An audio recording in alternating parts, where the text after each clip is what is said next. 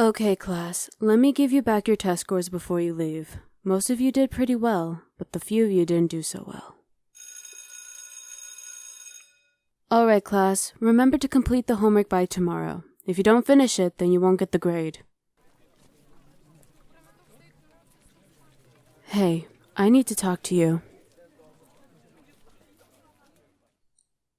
So, I have noticed that you've been falling behind in class and you have never completed your assignments.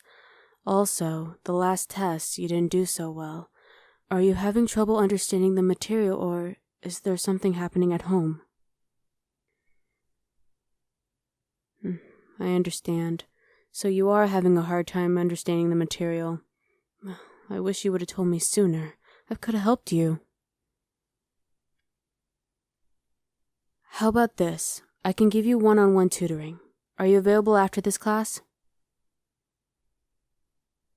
You have the rest of the day free? Great! So, from now on, after this class, come by my office so we can go over the material. Is that alright with you? Good. I'll see you there.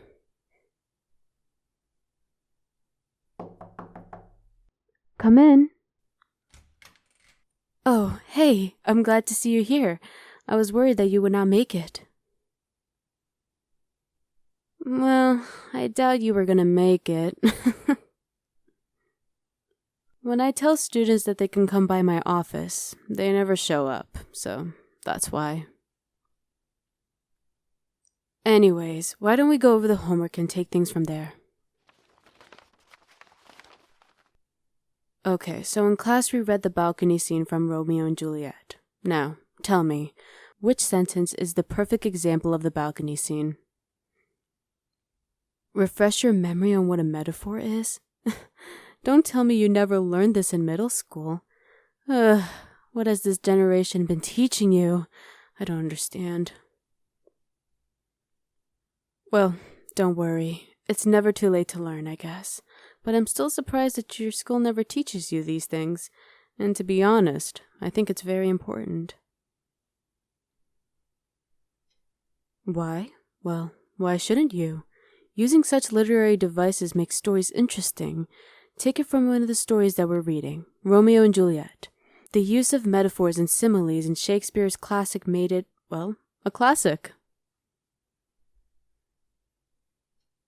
But contraire, if we wouldn't have any literary devices like the ones I mentioned, then it wouldn't make the other stories be great today. Let's try not to dawdle and go over the homework, shall we? Now, a metaphor is a figure of speech when you compare one thing to another. For example, she is a wet blanket. It doesn't mean literally. What it means is the girl is just like a wet blanket, sad and not fun. You know what I mean? So, in the balcony scene, can you find one example of a metaphor? Perfect! Juliet is the sun. You got it! Okay, now on to the next question. Do you understand the meaning behind the balcony scene? Yeah, I can understand what you mean. It could be a bit wordy and complex. We have to read it over and break it down so we can understand. Now remember, this takes place after the party. Yeah, Romeo and Juliet first met during the party. Now tell me the significance of it. Romeo came to visit Juliet. So why is that? Correct. He was professing his love for her. I know it came in a quick span, but love is love, I guess. You can't really judge, but then again, this was back then. Now tell me another significance to the scene. That's right. They want to get married in order to resolve the feud between their families. It is strange, but they wanted to be together. But it's impossible for them to meet up in public because of the feud going on. Why do their parents fight? Well, they said there's no reason behind it. It only said it was an ancient grudge.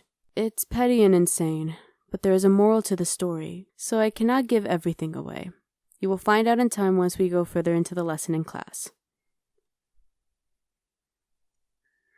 You know, I feel like there is more for you to learn from the way you're explaining this to me. Well, you mentioned that you couldn't comprehend some of the literary devices. I'm not sure what else your school has failed you to teach. I feel maybe you need lessons on the basics while you're still in my class. In fact, I do have a proposal. Yes, spring semester is coming up, so I think maybe you should take beginner classes.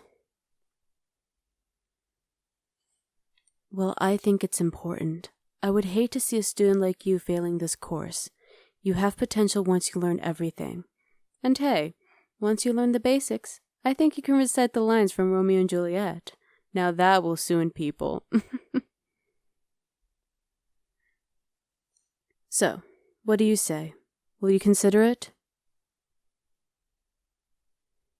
Great. Well, right now we can't do anything about it. For now, I'll keep teaching you with the lessons and try to help you with your homework. I want to make sure you learn, all right? Well, you don't need to thank me. I like to see students like you to succeed. If I'm not, then what kind of teacher am I?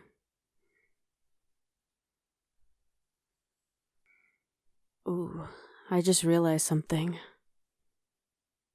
Well, usually I also teach in the spring semester, but this year I'm not. But don't worry, you might like him anyway. His name is Dr. Fergenstein. Now, he's not a boring snob. Sure, it can be annoying when he chews on his stick so loudly, but his teachings are amazing. You might enjoy it. Still, sorry that I couldn't teach you this year. But like I said, I'm still determined to teach you as much as I can. So let's not blabber on about this. The sooner I help you with your homework, the sooner you'll get home, okay?